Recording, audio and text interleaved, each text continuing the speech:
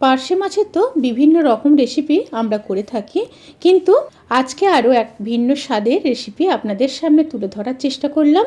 Good evening everyone, শতাব্দীর কিচেনে আপনাদের সবাইকে স্বাগত জানাই। আজকের রেসিপি মৌরি পার্শে। তাহলে চলুন শুরু করা যাক আজকের এই সহজ এবং সুস্বাদু রেসিপি। মৌরি পার্শে বানানোর জন্য আমি এখানে 3 পিস পার্শে মাছ নিয়ে নিয়েছি। প্রথমে মাছগুলোকে ম্যারিনেট করে নেব। তার জন্য দিয়ে দিলাম পরিমাণ মতো লবণ আর খুব সামান্য হলুদ গুঁড়ো।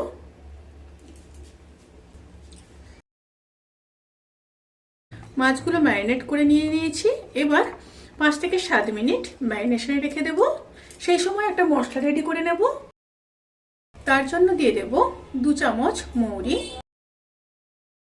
হাফ ইঞ্চ আদা, একটা কাঁচা লঙ্কা, আর দিয়ে দেব 2 চামচ টক দই দিয়ে একটা স্মুথ পেস্ট রেডি করে নেব। এবার প্যানের মধ্যে দিয়ে দেব কিছুটা সর্ষের তেল। তেল গরম হয়ে গেলে মাছগুলো ভেজে নেব।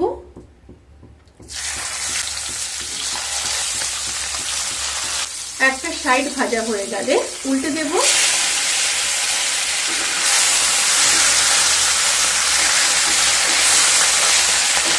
দুটো সাইড খুব ভালো করে ভেজে নিয়ে তারপর ফিরে আসছি। দুটো সাইড ভাজা হয়ে গেছে, এবার তুলে নেব।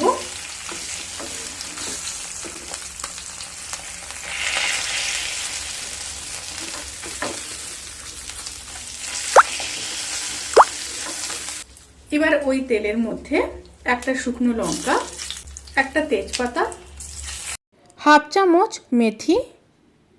এই রেসিপির ক্ষেত্রে ফোড়নে মেথি দেওয়াটা খুবই গুরুত্বপূর্ণ। এবার মিশিয়ে নেব। তেল থেকে যখন সুন্দর একটা স্মেল বেরোতে শুরু করবে, সেই সময় পেস্ট করে রাখা মশলা দিয়ে দেব। সাথে মশলা ধোয়া জল দিয়ে দিলাম। এবার দিয়ে দেব পরিমাণ মতো লবণ, হাফ চামচ কাশ্মীরি লঙ্কার গুঁড়ো, হাফ চামচ হলুদ গুঁড়ো দিয়ে খুব ভালোভাবে মিশিয়ে নেব। এবার মিডিয়াম টু লো স্টিমে মশলাগুলোকে খুব ভালো মতো কষিয়ে নেব। তারপর ফিরে আসছি।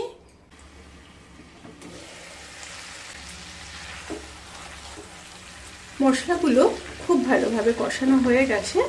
এবার পরিমাণ মতো জল দিয়ে দেব। জলের পরিমাণটা কিন্তু এখানে খুবই সামান্য থাকবে। রেসিপিটি কিন্তু একটু গা মাখা হবে, বেশি ঝোল থাকবে না, সেই মতো কিন্তু জলটা দিতে হবে। এবার ফুটে আসা পর্যন্ত অপেক্ষা করব। তরকারিটা ফুটে এলে ভেজে রাখা মাছগুলো দিয়ে দেব। মাছগুলো দিয়ে একটু তরকারির সাথে মিশিয়ে নেব।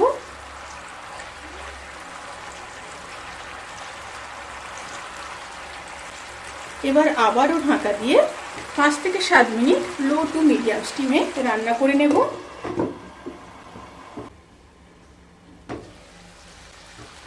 রেসিপিটি কিন্তু সার্ভ করার জন্য একদম রেডি। এবার গ্যাসের ফ্লেমটাকে অফ করে দেব। অফ করে 5 থেকে 7 মিনিট স্ট্যান্ডিং টাইমে রেখে গরম ভাতের সাথে সার্ভ করব। রেসিপিটি কেমন লাগলো প্লিজ কমেন্ট করে জানাতে কিন্তু ভুলবেন না। যদি ভালো লেগে থাকে তাহলে সাবস্ক্রাইব করে পাশে থাকা বেল আইকন প্রেস করে নোটিফিকেশান অল করে রাখবেন। তাতে করে আমি যত রেসিপি দেব সমস্ত লিঙ্ক আপনাদের কাছে পৌঁছে যাবে। আপনারা সবাই ভালো থাকবেন, সুস্থ থাকবেন, সাবধানে থাকবেন। আজকের মতো এই পর্যন্ত। পরের ভিডিওর জন্য অপেক্ষা করুন। টাটা।